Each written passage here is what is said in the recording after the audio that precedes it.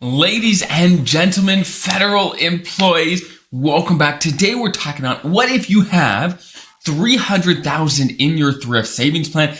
Are you able to retire? Now, if you don't have exactly $300,000, if you have less, if you have more, that is totally okay. Today, I'm going to show you how you need to think about it so that you know, okay, based on your situation, if you're going to be okay with the amount that you have in the thrift. We're going to use 300,000 in this example because I know out there's so many articles about, oh, you need $1 million in the TSP, or you need this, you need that, you need 10 times your salary, whatever, right? All this bogus, which sometimes there's slivers of truth to it, but it varies so much. I spoke with a couple last week where they had 2 million within they were both feds, and they had 2 million between both of them, and they were still struggling to retire because of their lifestyle of things that they wanted to do. And I meet people all the time that have very small TSP balances, but they're able to afford to retire in a great way because of what they want when it comes to lifestyle. Now, let's dive right in. Now, the first thing I do want to say is I've got good news to start out.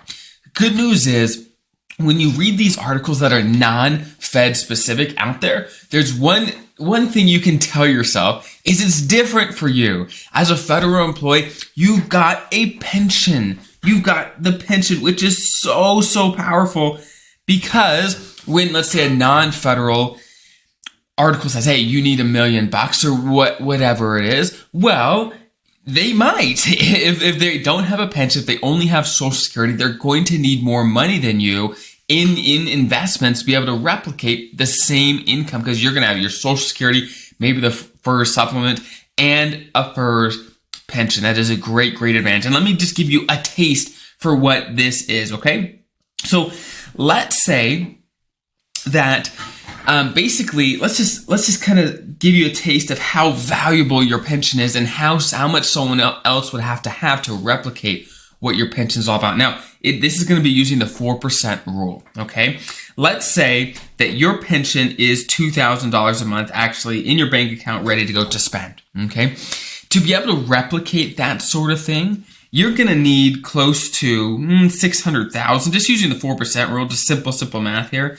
You're going to need about 600,000 in investments to be able to give you about $2,000 every month of a income source for the rest of your life, okay? So basically, if you have a pension of $2,000 a month, well, that's almost as if your investments are 600 grand higher if you're comparing yourself to a private sector employee, okay? Now, that was just a slight tangent, but let's dive in, okay? So how do we know, regardless of how much money you have personally in the TSP, how do we know if that's enough? Are you ready to hang it up? Do we need to work a little longer to get you where you want to go? What do we need? Okay, so here's the deal. Like I said, it varies a ton significantly, but this is always the place I start. Okay, we want to start with your fixed income. So what do I mean by fixed? Well, I'm talking about those monthly sources of income, like your pension, that are going to come basically every month, and you can rely on them without having to worry about stock market or anything else, right? So we're talking your pension, right?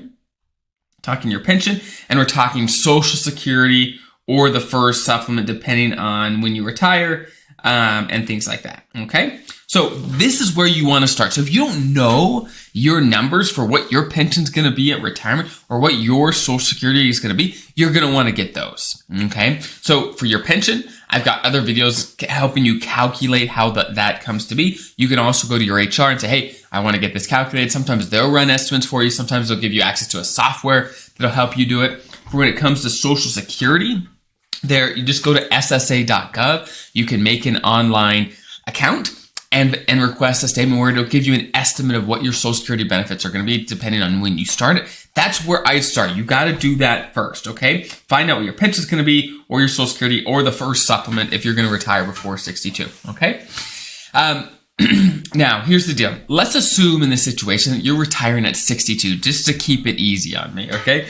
Let's say your pension, after everything, like you're going to want to check out some videos about how pensions work and what needs to be paid out of pensions before you actually see the money. But let's say you have $2,000 after you pay for taxes after you pay for your health insurance, after you pay for survivor benefits, after you pay for all that stuff that's going to come out, let's say you have $2,000 a month that comes from your pension to keep the numbers super, super easy, okay? Now, let's say your Social Security is, let's say, $1,500, okay?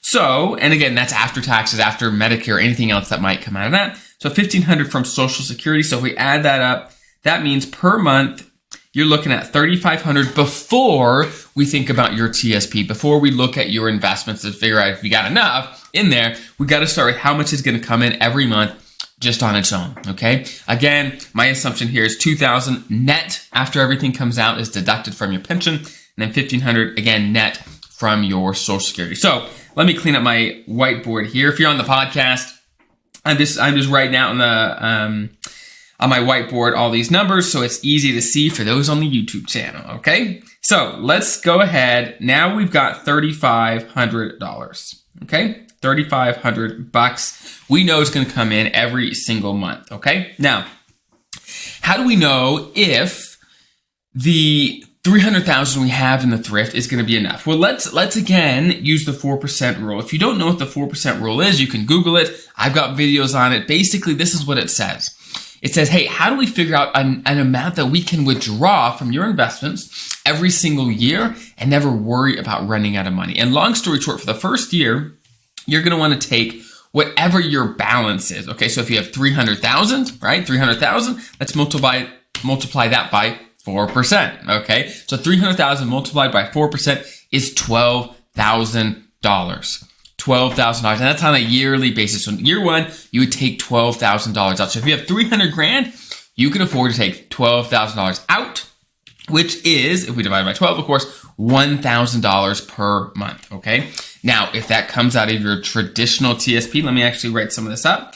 So, again, 300,000, right? Multiplied by 4% equals 12 grand. 12 grand. Okay? So 12 grand divided by 12 equals 1,000. Okay, it would be $1,000 a month. But again, if it comes out of your traditional TSP, you got to pay taxes on that money. So let's say you paid 20% in taxes, okay? That means you'd be left with $800, okay, that you can actually spend from that withdrawal. So let me clean this up just a tad. So if we do the math, if we have $3,500 from your pension and from your Social Security and $800 from your investments using the 4% rule, okay? So what do we get? We get $4,300, okay? $4,300 is the amount of income we can rely on and predictably can see coming in every single month in retirement, okay? So now we have to answer the question, can you afford to retire? Is $300,000 that you have in the TSP, is that going to be enough for you to make this happen? Answer is, it depends. Right? Again, I've seen people retire comfortably on $4,000 a month, where they're like, look, yeah, that's more than I got when I was working, or depending on their pay, what they're used to, their lifestyle. Some people aren't comfortable until they have 15,000 plus. It just depends on what you're looking for. So the first place I would start, though, if I was you, is look at what you're taking home now. Not what your big gross pay is, not the 100 grand or 150 of your gross salary, but what are you actually taking home every 2 weeks in your paychecks, and change that to a monthly number. Okay, so if you're taking home, let's say, $1,500 every 2 weeks, well, on a monthly basis, you're probably looking at, I don't know, $3,500. Now, to get a monthly number, what you have to do is you get paid 26 times a year. Okay, so multiply whatever you get paid every 2 weeks, multiply that by 26, okay, and then divide it by 12 to get a monthly number. Okay, so that's basically how. It doesn't have to be complicated to really get a good sense of if you are prepared for retirement. And if right now, let's say you're taking home $4,000 a month net, and you say, look, I'm probably projected at $4,300 in retirement, as long as right now living off what you're living off of with your paycheck is feeling comfortable at $4,000, then maybe $4,300 is going to do it. But maybe you say, hey, no, I'm actually living off $3,000 from my paychecks.